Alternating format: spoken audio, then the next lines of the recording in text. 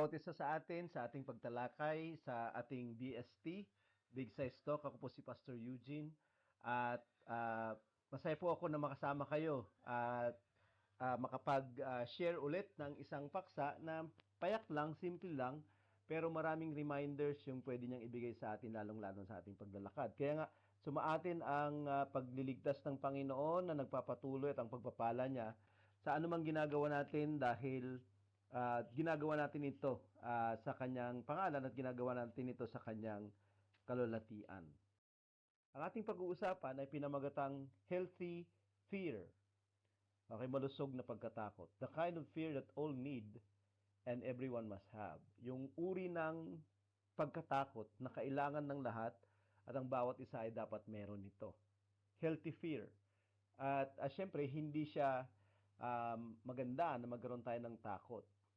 Pero mapapansin at makikita natin sa ating pagtalakay ngayon na merong isang malusog na pagkatakot. At kung paano natin siya mararanasan ay yun yung ating pag-uusapan. Creature of fears and phobias. Okay, ang tao ay isa siyang nilikha na napakaraming takot at pangamba. At sa madaming mga aspeto ng buhay niya ay marami siyang kinatatakutan. At ito ang kalagayan ng tao sa kasalukuyan. What would you do if you weren't afraid? Ano ang gagawin mo kung hindi ka natatakot o kung wala kang takot? Siyempre, kapag mayroong takot at tayong lahat ay meron yan dahil siguro sa limitation ng ating pagkakaalam o pagkakaunawa, kaya natatakot tayo. Ang basihan ng pagkatakot ay yung pagiging hindi natin alam kasi. Okay? Yun yung basis ng fear, unknown, 'di ba? So, dahil doon sa limitation na 'yon, kaya tayo ay may pangamba. Baka ganito yung mangyari, paano kapag ganito yung mangyari, 'di ba? Hindi pa man nangyayari, yung mga hindi pa nangyayari na iniisip natin na baka mangyari, yun yung nagdadala sa atin ng malaking pangamba o takot. Pero kung wala yung pangamba at takot, at kung tayo lang ay uh, magpo-focus dun sa alam natin, dun sa tiyak, hindi yung hindi natin tiyak at hindi natin alam na siyang basihan ng pagkatakot, ay maaring mas magiging iba yung kalagayan. Maaring mas tayo ay makakagawa, mas maraming ma-accomplish at hindi tayo, dahil hindi tayo natatakot, punong-puno tayo ng tapang at lakas. Magpapatuloy tayo at hindi tayo aatras. Susulong lang at hindi uh, susuko. So, ang pag-usapan natin ay healthy fear. Dahil hindi naman tayo pwedeng mawalan ng takot, subalit ano itong malusog na pagkatakot na to? The kind of fear that uh, we all need and everyone must have. The Proverbs 9 verse 10, the fear of the Lord is the beginning of wisdom, and the knowledge of the holy is understanding. Tatlong beses na inulit-ulit ito sa Psalms at saka sa Proverbs, ang the fear of the Lord as the beginning of wisdom. Pero sabi din niya dito sa panghuli ng verse 10 ay yung kaunawaan o pagkaintindi ng banal, obviously ng Diyos, ay kaunawaan. The fear of the Lord ay nanggagaling sa knowledge of the Lord. Yung knowledge of the holy, di ba, na sinasabi niya dito sa second part ng verse. At ito yung healthy fear na dapat meron tayo. Kapag nawala itong fear of the Lord, isa lang yung dahilan kasi hindi natin siya kilala.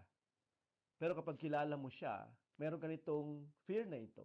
Pero hindi ito yung fear na matatakot ka dahil sa siya ay magpaparusa, dahil siya ay hindi magpapala, dahil siya ay papatay, or anything like that. Subalit, yung fear na ito ay iba. Kasi dinadala ito ng pagkaunawa sa Kanya. Na once na naintindihan natin siya, ay magkakaroon tayo nitong healthy fear at magkakaroon tayo ng masigit na kaunawaan at masigit na karunungan. So, pwede tayong mag-navigate through life na alam natin yung ating next move at next step. O kaya naman, alam natin kung paano tayo mag-uugali at kung paano tayo tutugon kasi nakakaunawa tayo. At ano yung nagdadala ng pagkaunawa na to? Yung fear of the Lord or the knowledge of God. At ito yung mahalaga at fear na dapat meron tayo kasi healthy fear siya. Sa Psalm 2 verse 11, serve the Lord with fear and rejoice with trembling. Sa pagsilbihan ng Panginoon na mayroong takot at magalak na mayroong panginginig. Pero bakit kinakailangan na with fear? Bakit kinakailangan na rejoice with trembling? Parang ironic, di ba? Parang magkabaliktad kung sakali. Pero ito yung dapat nating gagawin. Hindi lamang to serve the Lord, pero serve the Lord na merong pagkatakot. Hindi lamang to rejoice, kundi rejoice with trembling. At katulad din siya nung verse kanina na ang fear of the Lord or the knowledge of the holy, yun yung magbibigay sa atin ng kaunawaan at karunungan. Yung service din dito, at saka yung rejoicing na merong fear at merong trembling. Dahil sa meron kang naiintindihan at nakikita. Hindi lamang dahil si Lord ay muli, hindi magpapala, o kaya naman hahatol, o kaya naman ang Panginoon ay magagalitin. Kaya we have to serve the Lord na parang nanginginig ka. At yun ba talaga yung sinasabi niya dito? Manginginig ka dahil sa takot? Na ang ibig sabihin is dahil natatakot kang maparusahan? Pangit naman yung pagsisilbi ng ganun kung sakali. Sa Psalm 33 verse 8, let all the earth fear the Lord. At sabi niya, lahat ng nasa lupa ay matakot sa Panginoon. Let all the inhabitants of the world stand in awe of Him. So, hindi siya yung pagkatakot dahil tayo ay paparusahan. Hindi tayo natatakot dahil ang Panginoon ay hindi lamang matapang kundi mabagsik, mapaniil, 'di ba? Tyrannical, 'di ba? Pero dahil tayo ay merong naiintindihan tungkol sa kanya. Merong awesome fear dito. Na para bang ikaw ay nanggigilalas sa kanya. Okay? At tayo ay magkaroon ng ganitong kalagayan at ito yung fear na sinasabi niya dito na dapat meron tayo. Nanggagaling siya dahil naintindihan mo yung Panginoon at dahil ikaw ay nanggilalas sa Kanya. Di ba? Na para bang pag naintindihan natin yung kalagayan natin kumpara sa isang taong mayroong posisyon o mayroong kalagayang mas mataas, like the president siguro o kaya naman isang taong sikat, 'di ba? Meron tayong kapag nasa poder sila, lalong-lalo na meron silang kapangyarihan, meron tayong ganitong hindi pangamba, kundi nagre-respetong takot. Kasi dahil siya ay karispi-respeto, dahil siya ay mataas kaysa sa atin. Sa Psalm 128 verse 1, blessed is everyone who fears the Lord. Okay? Pinagpala ang sino man na natatakot sa Panginoon. So, pero pangit naman kung ang basis nung pagpapala ng Panginoon dahil natatakot ka. Katulad ng alam natin na pagkatakot. Dahil tayo takot na makidlat, takot na tanggalan ng hininga ng Panginoon. Okay? Blessed is everyone who fears the Lord. Ano ang validation ng pagpapala ng Panginoon sa mga natatakot sa Kanya? Dahil sila din ay naglalakad, who walks in His ways. At kung lalakaran natin yung Kanyang pamamaraan, kung lalakaran natin yung Kanyang daan, makikilala natin na ang Panginoon ay isang nilikhang kakaiba, isang nilikhang hindi lang unique, kundi isang nilikhang kakaiba sa atin. Okay? Kung lalakaran natin yung paraan niya. My ways are not your ways. My thoughts are not your thoughts, sabi niya sa Isaiah. 'Di ba? At kung mayroon tayong mga kaisipan tungkol sa kanya, mayroon tayong pananaw tungkol sa kanya, pero maaring ito ay limited o ito ay hindi tamang mga pananaw tungkol sa kanya, sa kanyang pamamaraan. At kung lalakaran natin yung paraan niya, kung tayo mayroong pagpapakumbaba na siya yung masusunod, siya yung ating yung kalooban niya yung ating gaganapin imbis na yung sa atin. Dahil nakikilala natin siya at alam natin yung mangyayari sa atin. Okay? Pagpapala ang ibibigay niya sa atin. Hindi cursed, hindi kamatayan at paghatol. So yun yung pagkakaiba ng taong pinagpala. Okay? Na dahil sa naglalakad siya sa kaparaanan ng Diyos. at natatakot siya na hindi maglakad sa kaparaanan ng Panginoon. Dahil sa blessing, hindi dahil sa curse, dahil sa life, hindi dahil sa death, di ba na nararanasan niya dahil siya ay naglalakad sa pamamaraan ng Panginoon. Okay? So, ito yung healthy fear. Kasi dadalhin niya yung pagpapala ng Panginoon sa atin. Pananatili niya tayo sa paglalakad. Hindi dahil natatakot tayo sa kanyang curse, kundi dahil ini-enjoy natin yung kanyang blessing. So, why do we fear the Lord? Bakit natin siya uh, kinatatakutan? Okay, yung Panginoon or dapat nating katakutan, let all the earth, sabi niya, fear the Lord. Bakit? Sa Ecclesiastes 12 verse 13 to 14, sabi niya, the end of the matter, all has been heard. Okay, fear God and keep His commandments, for this is the whole duty of man. For God will bring every deed into judgment and every secret thing, sabi niya, whether good or evil. So, sa katapus-tapusan, ang lahat ng bagay magtatapos lang dapat sa uh, dalawa na bagay. Okay? Sabi niya, ang katakutan yung Panginoon at sundin yung kanyang mga utos. Yung totoong natatakot sa Panginoon, sumusunod sa utos niya. Ang totoong walang takot sa Panginoon ay walang pakundangan na hindi sumusunod sa utos niya. At sabi niya, ang matakot at sumunod sa Panginoon ay yan yung buong katungkulan ng tao. Ang matakot at sumunod sa Panginoon ay hindi pwedeng paghiwalayin na duty o kaya tungkulin ng tao. Ang ating pagsunod ay hindi lamang nangyayari o ginagawa natin dahil sa pagpapala niya. Kundi ito ay nanggagaling dun sa matinding pagkakilala natin at malinaw na pagkakilala natin sa Kanya. Kaya maingat nating susundin yung Kanyang mga utos. Dahil sabi niya dito, for God will bring every deed into judgment. Dahil walang pagsalang siya ay hahatol. At sabi niya, bawat gawang mabuti o masama, eventually siya yung magdideclare kung mabuti o masama yung mga bagay na ito. Regardless kung ano yung iniisip natin tungkol sa ating mga pinagagawa. Regardless of our objective, regardless of our purpose, kung bakit natin ginagawa yung mga ginagawa natin. At the end of the day, si Lord yung magdideclare kung ano talaga yung ginawa natin, whether ito ay mabuti o masama, alinsunod sa kanyang pamamarang iba sa pamamaraan natin, sa kaisipang iba sa mga kaisipan niya. Kaisipan natin na iba sa kanyang kaisipan. So, sinasabi dito na ito yung buong katungkulan ng tao to fear God. Kaya lang, yun nga, dahil ba sa mayroong judgment? Sabi niya dito, oo.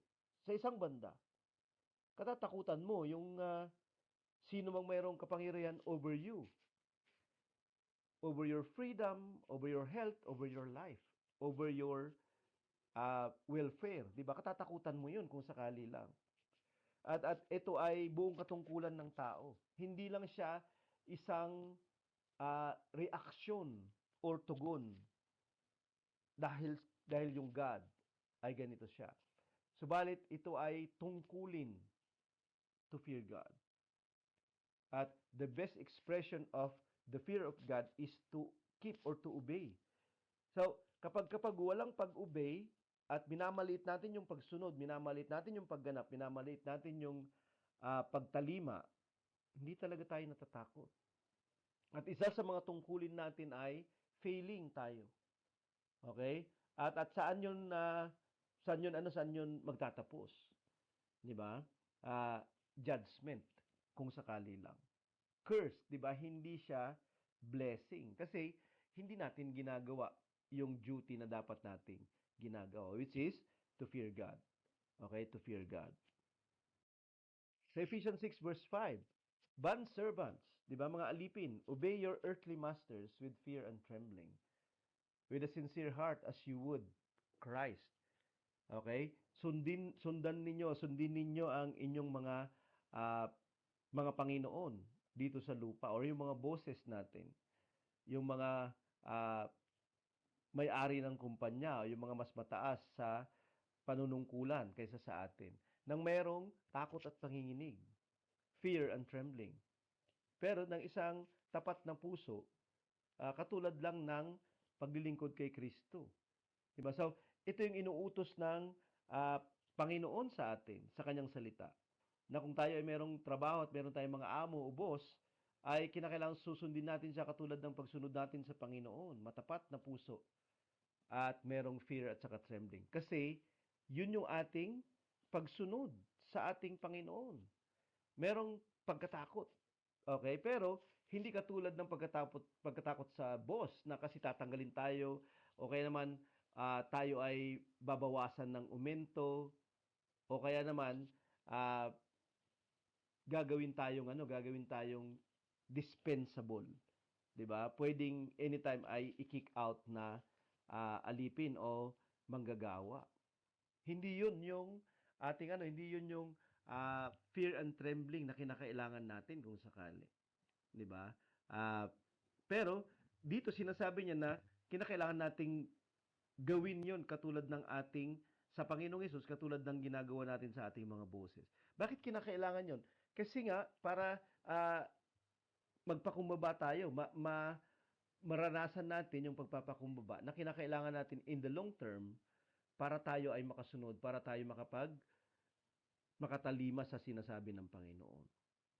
Okay, so kaya siguro yun yung initial na perception natin, o pagkaalam natin, pagkaintindi natin sa Diyos. 'Di ba? Na tayo ay gugunawin, na tayo ay kikidlatin, 'di ba? Kung sakali lang. Pero gusto kong makita natin yung iba pang ibig sabihin nitong fear and trembling na to na hindi siya negative. Sa James 2 verse 19. Kasi kapag ang ating pananaw ay meron tayong pagkatakot at panginginig lang, katulad ng pagkatakot at panginginig kapag tayo ay uh, nagpi-fail sa ating gawain sa ating boss na nandito sa sanglibutan, ay hindi tayo makakasunod sa Panginoon kapag ganun yung fear and trembling na meron tayo. Sabi dito, you believe that God is one, you do well. Even the demons believe and shudder. Naniniwala ka na merong isang Diyos, mabuti yung ginagawa mo. Pero kahit ang mga demonyo ay naniniwala din at nanginginig pa nga. Pero bakit mayroon silang paniniwala, meron silang panginginig, meron silang pagkatakot at panginginig, pero demonyo pa rin sila kasi hindi yun nakabatay sa positibo at maganda. Hindi siya nakabatay sa pagpapala, kundi nakabatay siya uh, sa pagkatakot o judgment. Kasi kilala nila yung God, kaya naniniwala sila at nanginginig. Kasi alam nila kung sino itong God na to. Alam nila yung kakayahan niya. Alam nila kung ano yung kanyang yung kapangyarihan na meron siya. Kaya sila ay naniniwala sa Diyos. Kasi kilala nila yan ever since. Kaya bakit sila nananatiling kaaway? Demonyo sila kasi hindi dahil meron kang pagkatakot at panginginig ay automatic makakasunod ka na. Okay? Kasi pwede ka pa rin hindi susunod. Okay? Kasi naniniwala ka lang, pwedeng mangyari yon at hindi ka naman talaga gumagawa. So, hindi assurance kapag meron tayong pagkatakot na katulad ng pagkatakot sa isang pinunong tao, sa isang amo na tao, na tayo ay mapapabuti sa Diyos. Kasi ang paningin natin ay katulad lang siya ng tao o boss na tao. Kinakailangan meron pang ibang revelation tungkol sa kanya. Kinakailangan meron pang pagkaunawa sa banal, the understanding or knowledge of the holy, para tayo ay madala dun sa tama at healthy o malusog na pagkatakot. Hindi katulad nung sa mga demonyo na nandito, na hindi sila maliligtas kahit na sila ay natatakot at nanginginig pa nga. So, yung healthy fear is the kind of fear that we all need and everyone must have. At ito ay healthy kasi gagawin tayong pinagpala, gagawin tayong sumunod, at gagawin tayong magtapos sa pagliligtas ng Panginoon eventually. Sa Philippians 2 verse 12 to 13, therefore, my beloved, as you have always obeyed, so now, not only as in my presence, but much more in my absence.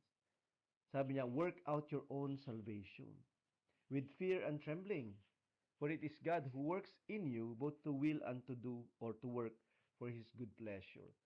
So, pinapaalalahanan niyo yung mga taga-Pilipos dito na Christians na sumunod pa din, magpatuloy pa din. Kahit na nandun siya o wala siya doon, si Apostol Pablo. Kinakailangan nilang i-work out yung kanilang kaligtasan. Kinakailangan nilang gawin yung isang bagay para yung kaligtasan nila ay mapanatili. Sarili nilang kaligtasan. Kasi hindi natin pwedeng i-work out yung kaligtasan ng iba. Okay? Kundi personal na yung kaligtasan natin. Kung ikaw man ay pinanganak sa simbahan o ikaw ay hindi, kinakailangan ka pa rin mag-decide sa pamumuhay mo na ikaw ay maging personal na maglingkod sa Diyos.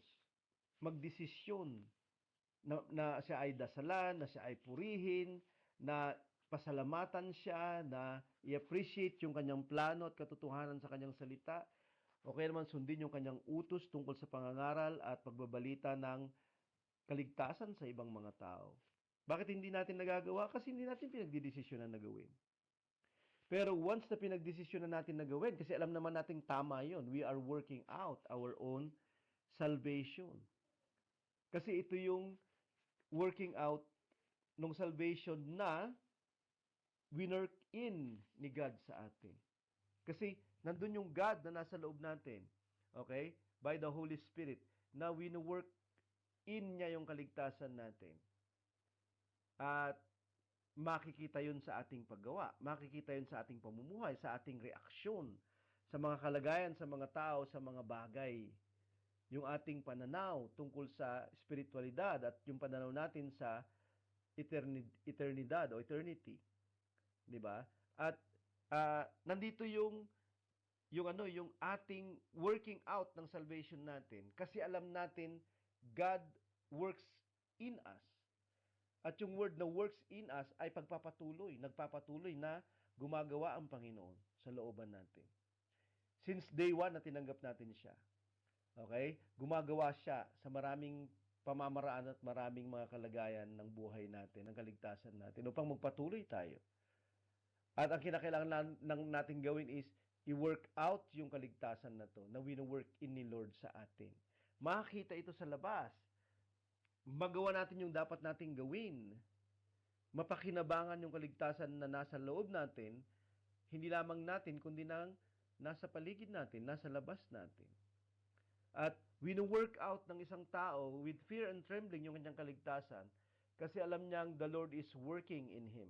The Lord is working in her. Dahil alam niyang ang Diyos ay kumikilos sa kanya, sa kanyang loob upang mas lalo siya makasunod sa kanyang mabuting kalooban. So, meron siyang nare-realize. Hindi lamang iniisip niya na kinakailangan kong gawin yung mga bagay-bagay, pero sino yung nagtutulak sa kanya na gawin yung mga bagay-bagay para sa Panginoon, para sa kanyang kaligtasan? Kasi nakikita niya na yung Panginoon ay kumikilos since day one. At kinakailangang sabayan niya yung Panginoon.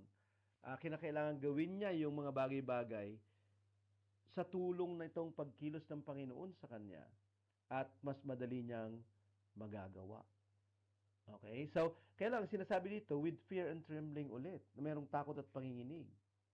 Okay? Kasi alam natin na the Lord is with us, the Lord is in us, the Lord is working in us, hindi lamang through us. Okay? Pero kapag tayo ay sumabay sa kaligtasan, na ang dahilan ng ating paggawa, ang dahilan ng ating pagsunod, ang dahilan ng ating pagtalima at pananatili ay, at katapatan ay, dahil sa pagkilos ng Panginoon, ay makakatapos tayo. Magagawa natin. At tayo ay tatanghalin sa dulo. Sino yung ayaw? 'Di ba? Pero karamihan ng mga tao kung bakit hindi sila nagpapatuloy is dahil na-stuck sila sa isang kalagayan. Nawalan sila ng takot sa Panginoon. Nawalan sila ng takot dahil hindi na nila nakikita yung dapat nilang makita. Hindi na nila naiintindihan yung dapat nilang maintindihan. Palagi silang nakakarinig, pero hindi sila nakakaintindi. May tenga sila, pero hindi sila nakakaintindi, nakakarinig. Meron silang mga mata, pero hindi sila nakakaunawa. Nakikita nila yon, di ba? Pero hindi nila nauunawaan. Dahil wala sa kanila yung fear and trembling, dahil naiintindihan nila yung God, nakikita nila yung God. Meron silang knowledge of God and His working sa loob nila. Sa Mark 5 verse 33, ito yung ibig kong sabihin.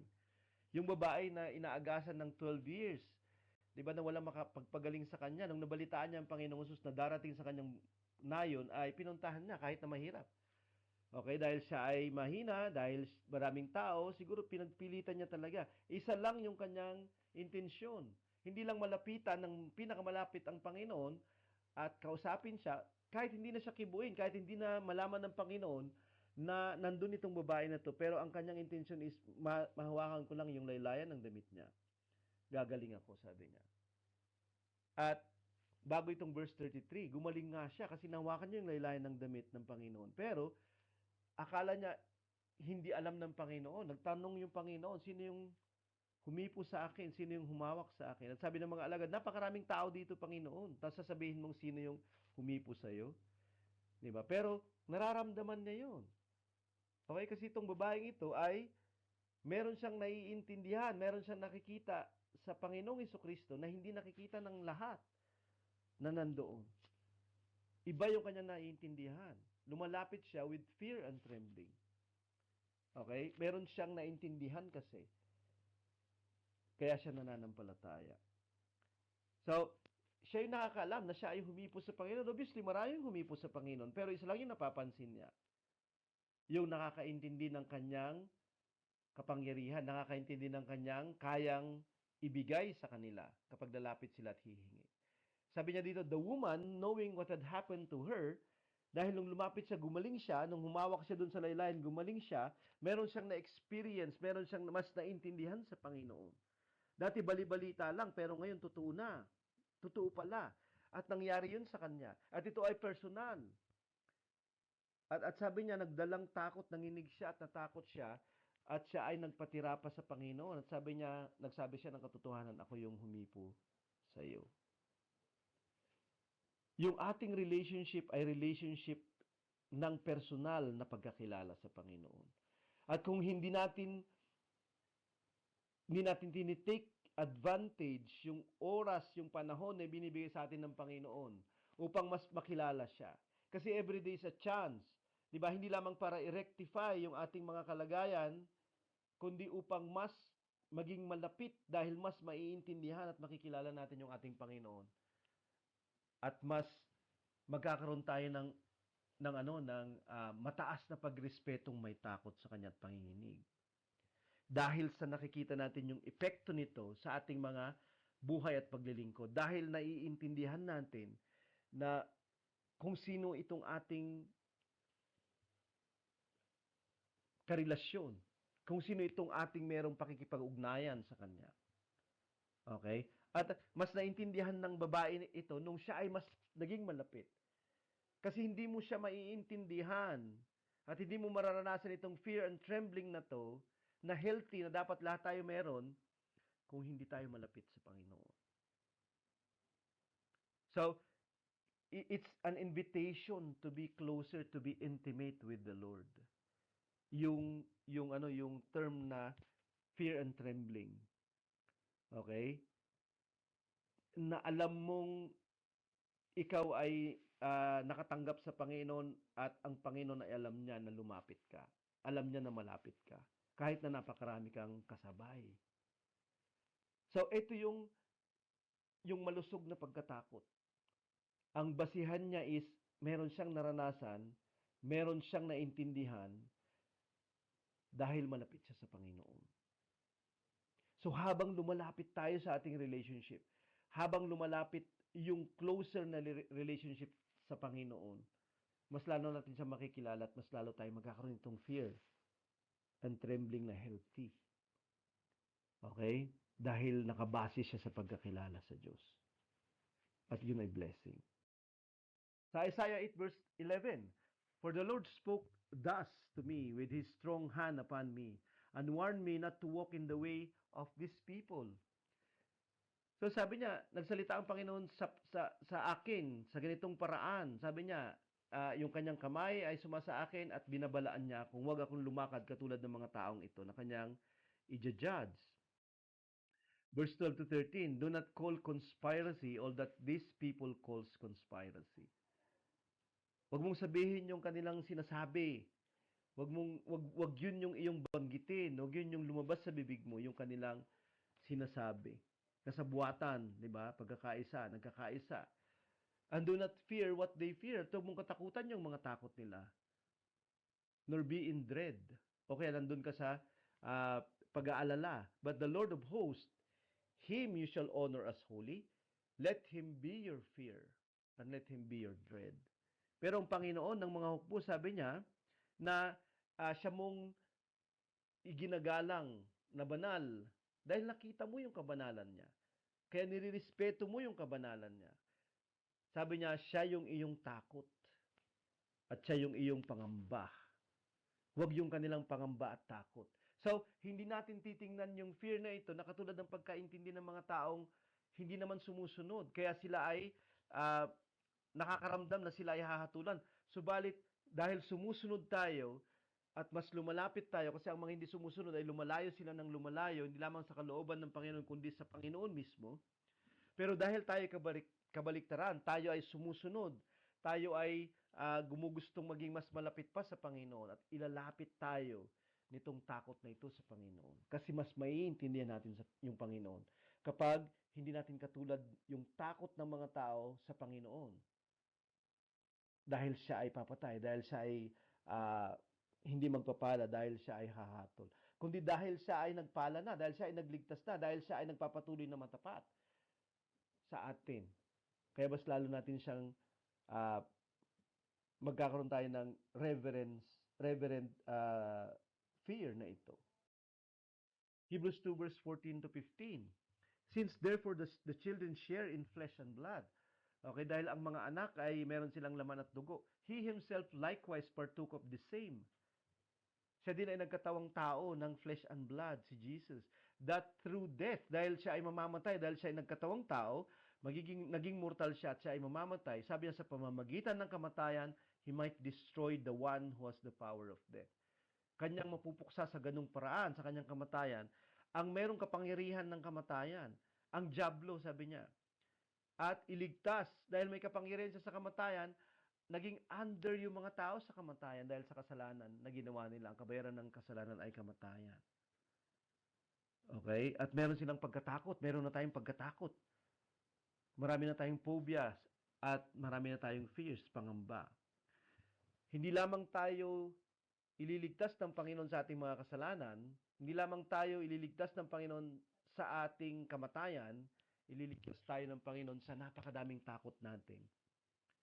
Dala ng kamatayan na kinatatakutan natin na pinapalagi ipinantatakot sa atin ni Satan. To deliver all those who through fear of death was subject to lifelong slavery. Nakikita natin yung ating limitasyon, nakikita natin yung ating pangamba, yung takot natin na minsan parang nangyayari nga, di ba? Na para tayong slave. Ganun ang mga alipin. Di ba? Isang sigaw lang ng boss ay manginginig. Pero hindi dahil si Lord ay hindi sumisigaw sa atin kaya hindi tayo manginginig. Nanginginig pa rin tayo at natatakot. Dahil bakit? Kasi alam natin yung kanyang kayang gawin. Dahil bakit? Iniligtas niya tayo sa kamatayan. Ng sarili niyang kamatayan upang hindi na tayo mamatay dahil sa kasalanan ginawa natin. Iniligtas niya tayo dun sa takot ng kamatayan at pagkaalipin dahil sa takot ng kamatayan nung siya ay nabuhay ulit. 'Di ba? At tayo nagkaroon na ng buhay na walang hanggan na naghihintay sa atin. Wala nang magagawa sa atin yung kamatayan. At dahil ito ay bunga ng kasalanan, kaya yung kasalanan ay meron ng sagot sa buhay natin. Dahil nakita natin yung kanyang pag-ibig, yung kanyang biyaya, yung kanyang habag, yung kanyang pagka-Diyos na nagpakumbaba upang tayong mabababa ay maitaas niya sa kanyang level. Dahil naintindihan natin yung krus, dahil naintindihan natin yung kanyang sacrifice, dahil naintindihan natin yung pagkabuhay muli, dahil naintindihan natin ang ibig sabihin nito ay di lamang tayo mabubuhay ulit, kundi makakasama na natin siya magpakailanman. At yung closer relationship natin magiging closer pa, closer pa, at ito ay eternal. So Jeremiah 33 verse 9. And this city shall be to me a name of joy, a praise and a glory, sabi niya, before all the nations of the earth who shall hear of all the good that I do for them. Ito yung Israel in the future. Sabi niya, magiging pangalan siya ng kagalakan, ng papuri, ng pagluwalhati ng lahat ng mga bansa. Maring ang Israel ngayon, 'di ba sa Middle East, nagkakaisa yung madaming mga bansa upang pigilan siya. At sa pagpigil sa kanya ay magtatagumpay yung mga ah, may balaking masama sa kanya, yung mga terrorist people. Okay, na nasa paligid ng mga bansang nakapaligid sa kanya. Pero isang araw, even this nation, sabi niya, ay kikilalanin nila, 'di ba? Yung pangalan na mayroong kagalakan sa Israel. Okay? Magiging ano siya, magiging pangalan siya ng kagalakan, papuri at kalwalhatian. Bakit? Dahil malalaman even the nations all the good that I do for them. They shall fear and tremble because of all the good and all the prosperity I provide for that city. Isang araw, mararanasan ng mga tao itong fear and trembling na to dahil sa Diyos at yung ginawa ng Diyos sa Israel. Okay, na pagliligtas niya. Dahil sa kahit anumang pagtalikod, anumang pagre-rebelde, anumang kasalanan na ginawa ng Israel, ang habag, ang biyaya, ang pag-ibig ng Diyos ay sumasa kanya pa din. At dahil dito sa kabutihan na ito ng Panginoon at sa mga plano niya ng kasaganaan, sabi niya, they shall fear and tremble because of my provision for the city. Kapag naiintindihan natin na tayo ay nakikinabang ng madami sa pagkapanginoon ng Diyos sa atin, sa pagiging tagapagligtas niya sa atin, makakaranas tayo nitong pakiramdam na to. At ito yung basis ng fear na healthy. Dahil nakikita natin na siya ay a good provider, siya ay powerful protector, at siya ay loving Savior natin sa lahat ng pagkakataon, sa lahat ng kalagayan. So sabi niya sa verse 6, Behold, I will bring it health and healing. Magdadala ako sa kanya ng kalusugan at kagalingan. I will heal them and reveal to them abundance of prosperity and security. Pagagalingin ko sila at maghahayag ako sa kanila ng kasaganaan, ng kadamihan, ng seguridad. Ano pa sa verse 7? I will restore the fortunes of Judah. Ipapanumbalik ko yung yaman ng Huda and the fortunes of Israel. Ganun din ang Israel.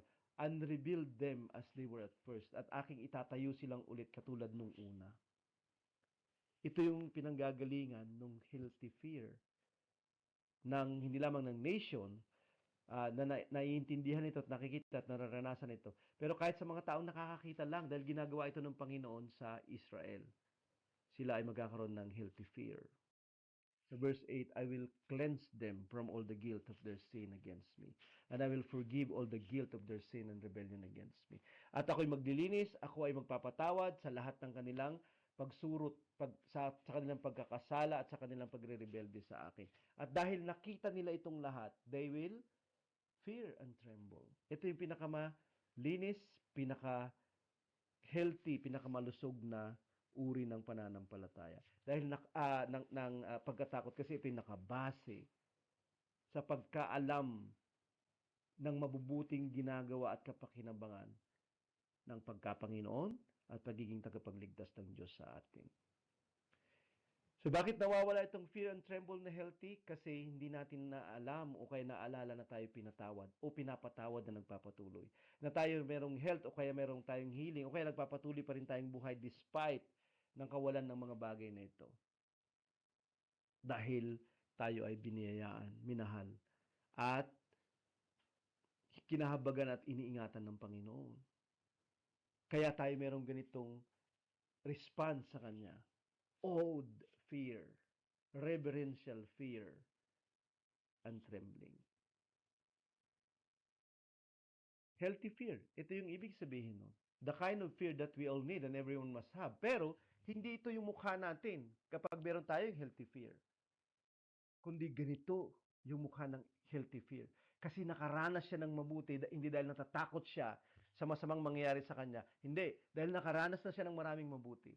Dahil nakaranas siya ng maraming pagliligtas, maraming proteksyon, maraming kagalingan, maraming health, maraming taon ng kapakinabangan at siya ay magsasaya. At itong kasayahan na ito ay magtitestify ng kabutihan ng Diyos.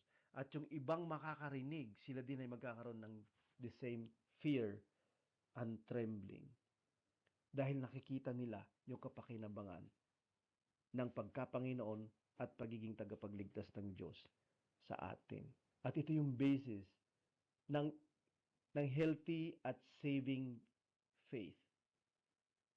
Kapag yung ating testimony ng kabutihan ng Panginoon ay ikinikwento natin. Yung ating patutuo ng kapakinabangan ng pagiging ligtas under the saviorship and lordship ng Diyos, ikinikwento natin sa iba. At nagiging pruweba tayo na si Lord ay dapat maging Lord din nila at yung Savior natin ay maging Savior din nila. Hindi natin katatakutan yung kinatatakutan nila, pero pag kinatakutan nila yung ating kinatatakutan, may kaligtasan. At makikita nila, at maiintindihan nila, at mararanasan nila, at sila din ay magpapatuloy dito sa tungkulin of fearing God, which begins knowledge and understanding and wisdom sa kanilang paglalakad at paglilingkod. So ito yung healthy fear. At ito yung prayer natin. Habang tayo nagdadasal, habang tayo nagpipraise, habang tayo ay nag-worship, habang tayo ay sumusunod, nagiging mas malapit sa Kanya, mas maintindihan natin siya at makikita natin yung Kanyang ginagawa. At lahat ng ito ay kapakinabangan at kabutihan sa atin. At yung healthy fear ay magpapatuloy sa bawat isa sa atin. Magandang gabi po sa ating lahat at pagpalain tayo hanggat sa muli nating pagkikita sa susunod na linggo. God bless po sa ating lahat.